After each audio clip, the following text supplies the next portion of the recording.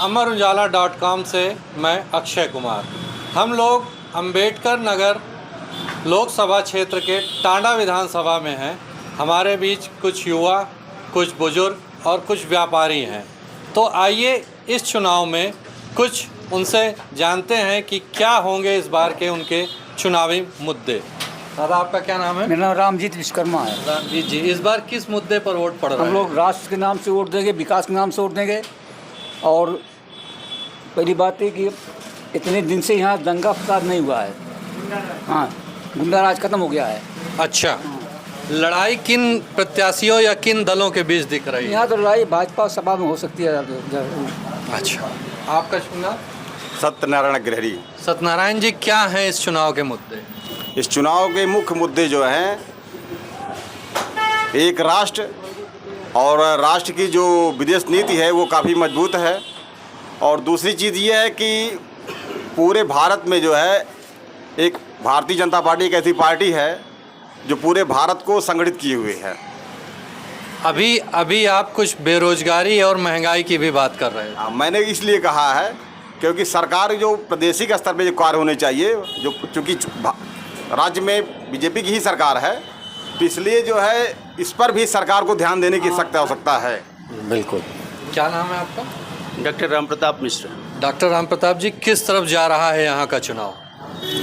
चुनाव तो लगभग भाजपा की तरफ काफ़ी झुका हुआ है, लेकिन बहुत आसान नहीं माना जा सकता है। इसे बहुत ही सतर्कतापूर्वक अगर लड़ा जाएगा तो हम समझते हैं कि कमल को विजय मिलनी तय है।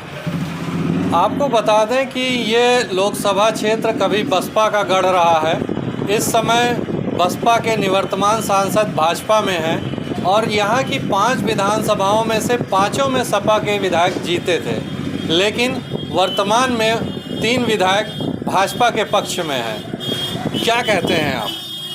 बिल्कुल हैं, और होना भी चाहिए, क्योंकि अल्टीमेटली उनको भी मालूम है कि देश किस तरफ चल पड़ा है और देश किनके हाथों में है। बहुत सशक्त हाथों में है और निश्चित तौर पे उनके दिमाग में ये बातें हैं, तभी उन्होंने पार्टी छोड़ के भाजपा ज्वाइन की है। क्या लगता है कि केंद्र की सरकार में न होने की वजह से यहाँ के सांसदों ने यहाँ के कुछ विकास काम प्रभावित हुए हैं? निश्चित तौर पे वो प्रभावित होते हैं, क्योंकि अब ये तो एक पॉलिटिकल इशू रहता ही है, लेकिन ऐसा नहीं है कि मतलब चाहे वो विधायक निधि हो चाहे सांसद निधि हो, वो तो उनके खाते में आती हैं। अब उसका सदुपयोग ना कर पाएँ तो वो अलग बात है। आपको क्या लगता है, आपके विधानसभा क्षेत्र या आपके लोकसभा क्षेत्र में और किन चीज़ों की ज़रूरत है? ज़रूरत है यहाँ के मुद्दों को केंद्र तक ले जाने की, लोकसभा में उठाने की। और विगत कुछ वर्षों में मैंने देखा जो सांसद हमारे भाजपा में चुन के आए हैं, रितेश जी, वो यहाँ के सांसद रहते हुए कई मुद्दों को उन्होंने उठाया है। और उम्मीद करते हैं कि अगर आगे वो यहाँ से भाजपा से सांसद चुने जाते हैं तो यहाँ की बहुत सी समस्याओं को उठाएंगे और उसे सॉल्व करने का प्रयास करेंगे। आपका नाम? अमित प्रताप सिंह। अमित जी, क्या होंगे इस बार के चुनावी मुद्दे? इस बार जो है दोनों पार्टियों में संघर्ष है। ऐसा नहीं कि जो है एक ही पार्टी के दोनों तरफ संघर्ष, लेकिन इस समय जो है जनता जो है, विशेषकर जो मुस्लिम वर्ग जो है, इस असमंजस में है कि हम सपा के साथ जाएं या भाजपा के साथ जाएं। अभी वो डिसाइड नहीं कर पा रहा है। कम से कम 50% ऐसे हैं और ज़्यादातर तो जो भाजपा की तरफ चल रहे हैं अभी फ़िलहाल। जी, मतदाताओं का रुझान भी आधा आधा है और मुद्दे भी आधे आधे हैं। हमारे बीच में कुछ युवा साथी भी हैं, उनसे जानते हैं उनकी क्या राय है। क्या नाम है? अरुण मिश्रा। अरुण जी, क्या है चुनाव के मुद्दे यहाँ पे? चुनाव के मुद्दे सर महंगाई, बेरोजगारी ही है। सबसे बड़ा मुद्दा मौजूदा समय में महंगाई ही है। गरीब वर्ग बहुत परेशान है। सरकार की नीतियाँ उस तरफ काम कर रही हैं, लेकिन अभी जिस स्तर पे होनी चाहिए उस स्तर पे हो नहीं पा रही है। लोगों का विश्वास इसलिए ज़्यादा, सरकार से अपेक्षाएं ज़्यादा इसलिए है कि केंद्र में भी बीजेपी की सरकार है और स्टेट में भी बीजेपी की सरकार है। दल बदल कोई इशू नहीं है, अपने सांसद या अपने जनप्रतिनिधि पर भरोसा है और उससे भी ज़्यादा भरोसा केंद्र और प्रदेश की सरकार के साथ है। तो इंतज़ार करते हैं 4 जून का कि यहाँ का ऊँट किस करवट बैठेगा। लोकसभा के चुनावी रण में इस समय हम अंबेडकर नगर लोकसभा क्षेत्र में पहुँचे हैं।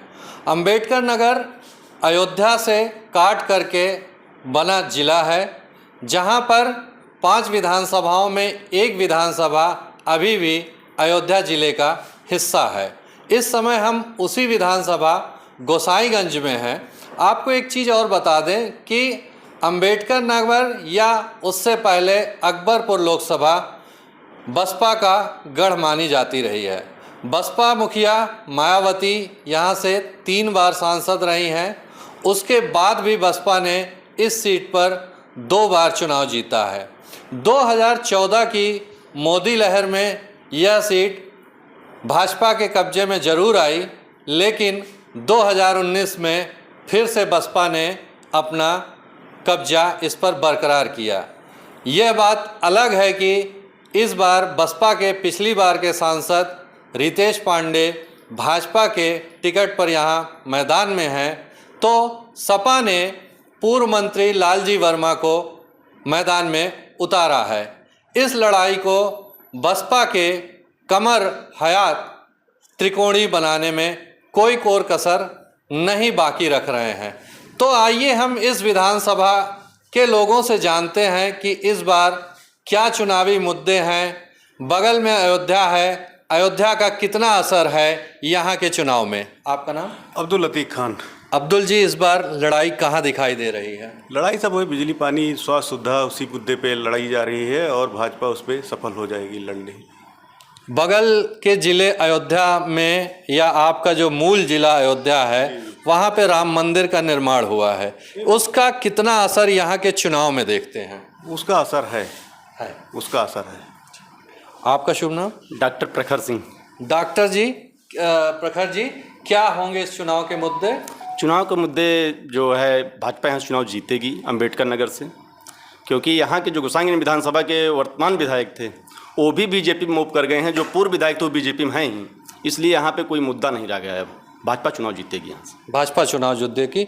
कुछ चुनाव में भाजपा और सपा या जाति को छोड़ करके कुछ आप जमीनी मुद्दे भी देखते हैं? जमीन जातीय समीकरण होता है, लेकिन जातीय समीकरण के साथ साथ मंदिर अभी बना है, यहाँ पे 4 लेन बने हैं, रोड बने हैं, ये सब लाइट यहाँ पे परमानेंट आ रही हैं।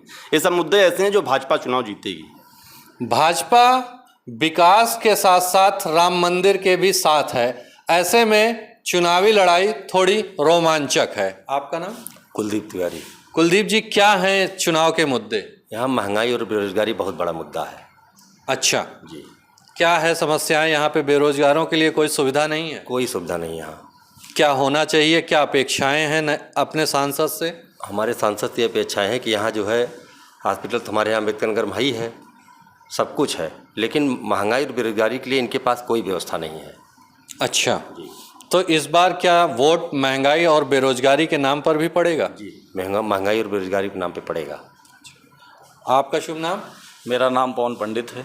पवन जी, क्या होंगे इस चुनाव के मुद्दे? इस चुनाव का कोई मुद्दा नहीं है। जैसे अभी हमारे भाई साहब कह रहे थे कि प्रेजेंट विधायक और पूर्व विधायक दोनों लोग साथ हैं। मुझे याद है कि 2017 में माननीय विधायक इंद्र प्रताप तिवारी खब्बू भैया हमारे यहाँ गोसाईगंज से विधायक बने थे, और माननीय विधायक ने यहाँ सबसे बड़ी समस्या रही है बाईपास की, और जिसको माननीय विधायक जी ने हमारे कहा था कि अगर मैं विधायक बना और अगर मार्केट से 4 लेन जाएगी तो खब्बू तिवारी के सीने से जाएगी, और उसको माननीय विधायक जी ने हमारे बाईपास करवाया है। और ये सबसे बड़ा मुद्दा रहा है गोसाईगंज का। इसलिए हमारे गोसाईगंज में 100 में 60 हमारा है, 40 में बंटवारा है। बढ़िया। इसके साथ हमारे विधायक जी ने बहुत सारा ऐसा कार्य किया है। आप भाई साहब आप देख रहे होंगे गोसाईगंज विधानसभा में 326 सड़कों का निर्माण माननीय खब्बू तिवारी जी ने किया है, और बहुत ही सराहनीय कार्य किया है। बढ़िया। तो उसका पूरा रिस्पांस है। हमारे बीच में कुछ युवा भी हैं, 2 लाइन बस, उनसे जानते हैं इस चुनाव में क्या उनके मुद्दे होंगे। क्या नाम है आपका? सुशील शर्मा।